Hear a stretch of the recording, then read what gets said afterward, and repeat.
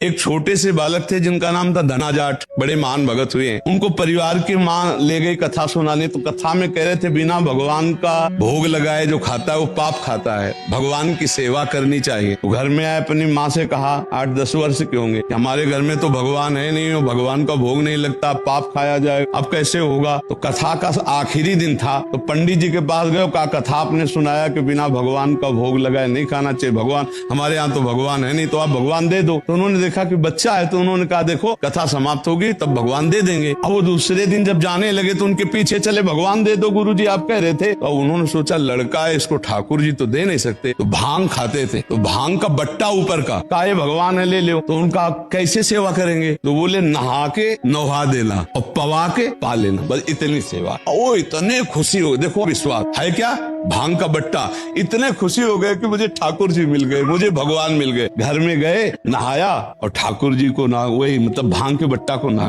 और बाजरे की रोटी, गरीब आदमी सामने रखा, पाओ प्रभु। वहाँ प्रभु कहाँ, एक दिन हो गया। तो उन्होंने सोचा हमारे पास कुछ है नहीं लगता, पंडित जी के पास खीर पुआ सब सामग्री थी, तो ठाकुर जी पाते, वो बिल्कुल ठाकुर जी मान रहे। दूसरा दिन हुआ फिर वही बाजरा, तीसरा दिन हुआ फिर वही बाजरे की रोटी। तो वो रो रो करके ऐसे भांग का बट्टा पकड़ा, कहने लगे प्रभु हमारे पास नहीं है कि हम तुम्हें खीर पूड़ी पुआ पवा सके, और गुरु जी ने कहा बिना पवाए पाना नहीं, अगर आप नहीं पाओगे तो हम चाहे मर जाएं लेकिन नहीं पाएंगे। उसी समय श्री कृष्ण प्रकट हो गए, क्योंकि भगवान तो सर्वत्र है ना। भांग के बट्टे की जगह में श्री कृष्ण बैठे हैं, उन्हीं की अवस्था का रूप लेके, और बाजरे की रोटी शुरू कर दी पाना। तो बोले देखो तुम कितने निर्दयी हो, 3 दिन से तो हमें भूख लगी है, हमारे घर में ज्यादा कुछ है नहीं, 1-2 रोटी माँ बना पाते, गरीब आदमी, पूरी रोटी तुम नहीं पाओगे, आधी हमें दो आधी तुम पाओ। भगवान ने, और फिर जो लीला का विस्तार हुआ कि धन्ना सेठ हो गए, अपार वैभव उनके। ये है विश्वास, गुरु के वचनों पर बिल्कुल बुद्धि न चलाकर विश्वास।